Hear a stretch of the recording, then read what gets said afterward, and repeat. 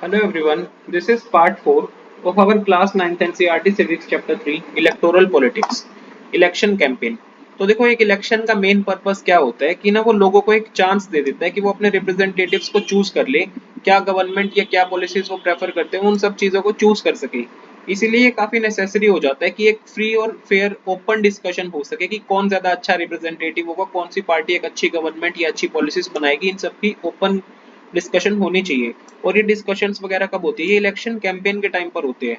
और हमारे कंट्री में ना ऐसे कैंपेन्स लगभग 2 हफ्ते के टाइम पीरियड के लिए चलते हैं, जो कि जब कैंडिडेट्स की जो इलेक्शंस लड़ेंगे उन कैंडिडेट्स की फाइनल लिस्ट की अनाउंसमेंट से लेकर पोलिंग की डेट तक चलता रहता है। ये 2 हफ्ते का टाइम पीरियड होता है। और इस पीरियड में ना जो कैंडिडेट्स होते हैं वो अपने वोटर्स से कंटेक्ट करते हैं।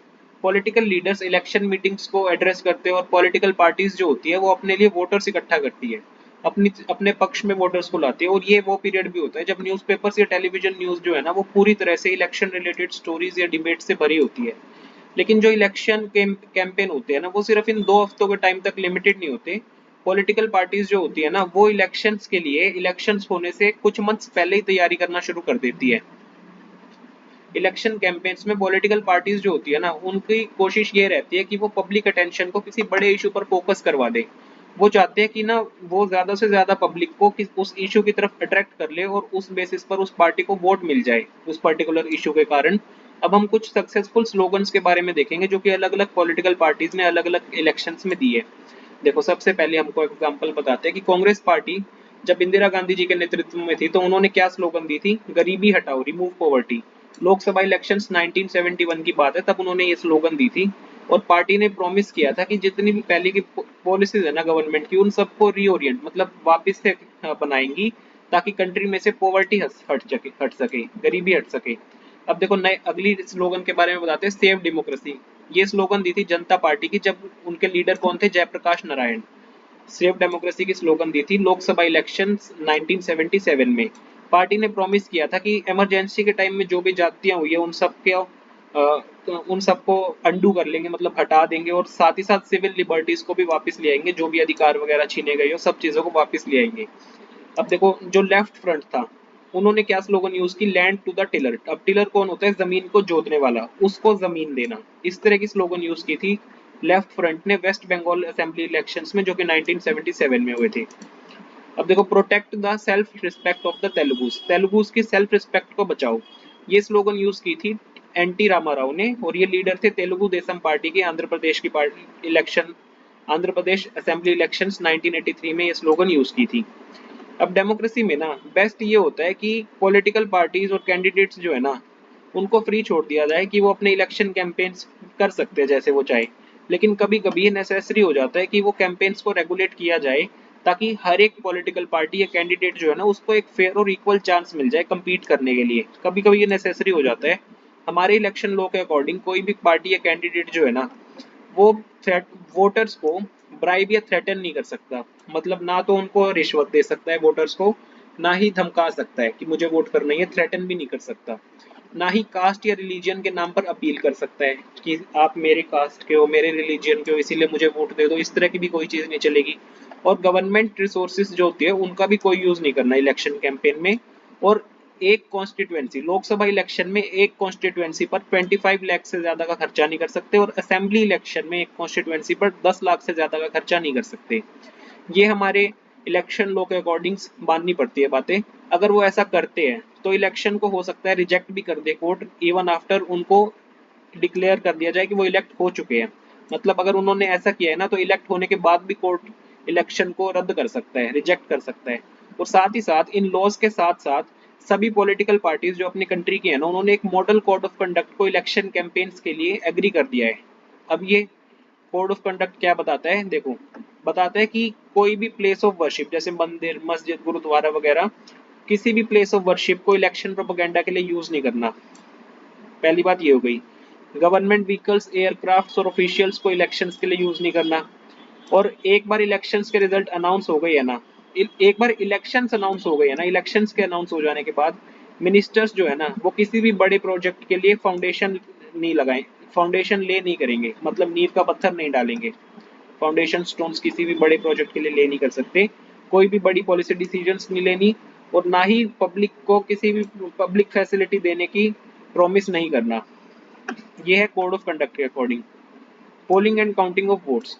देखो इलेक्शन का फाइनल डे जो होता है, फाइनल स्टेज क्या होता है, वो होता है जब इलेक्शंस हो जाते हैं और वोटर्स अपने वोट्स डालते हैं। फाइनल स्टेज इलेक्शन की है कि जब वोटर्स अपने वोट डालेंगे या कह दो पोल करेंगे अपने वोट्स को, और उस डे को यूजुअली इलेक्शन डे कहा जाता है। हर एक पर्सन जो होता है ना, जिसका भी नाम वोटर्स लिस्ट में होता है, वो नियर बाय पोलिंग बूथ में जाता है, जो कि यूजुअली किसी लोकल स्कूल या गवर्नमेंट ऑफिस में होता है।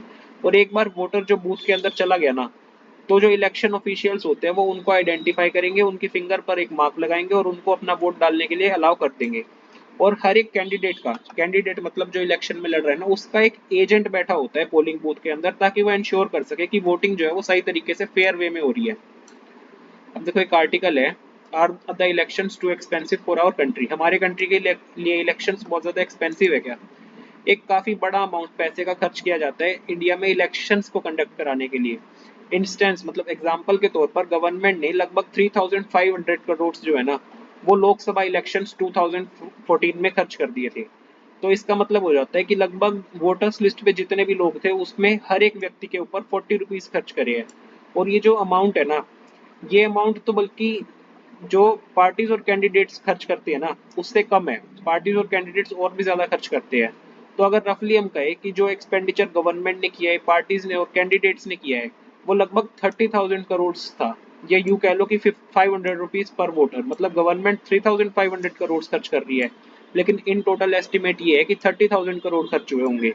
कुछ लोगों का कहना है कि इलेक्शंस जो है ना हमारे देश पर एक बर्डन है, कि हमारा एक पुअर कंट्री है, वो अफोर्ड नहीं कर सकता कि हर 5 साल में इलेक्शंस होने लग जाए। लेकिन देखो कुछ बातें और भी आप जान लो।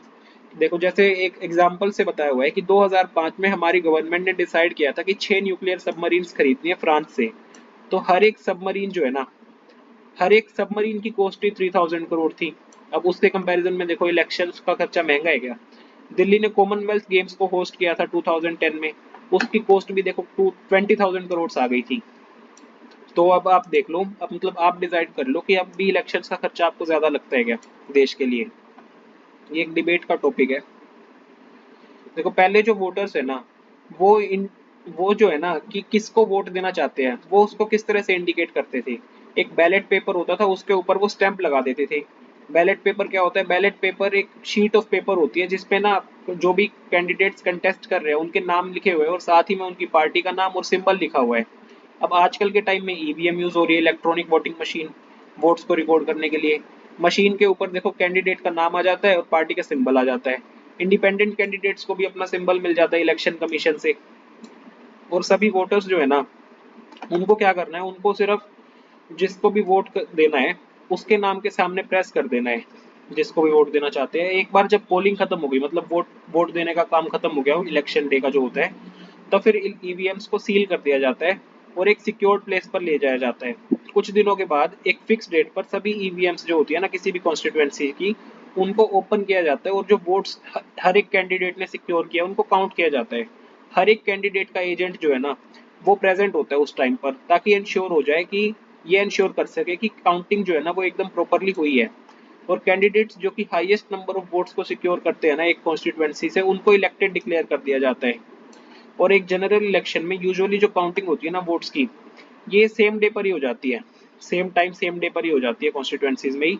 टेलीविजन चैनल्स, रेडियो और न्यूज़पेपर्स इस इवेंट को रिपोर्ट करते हैं और कुछ काउंटिंग के कुछ ही घंटों में सभी रिजल्ट्स को डिक्लेयर कर दिया जाता है और क्लियर हो जाता है कि कौन नेक्स्ट गवर्नमेंट बनाएगा। तो इसी के साथ हम चैप्टर के इस वाले पार्ट को कंक्लूड करते हैं। चैप्टर के आगे का हिस्सा हम सब्सिक्वेंट पार्ट्स में करते रहेंगे। Thank you.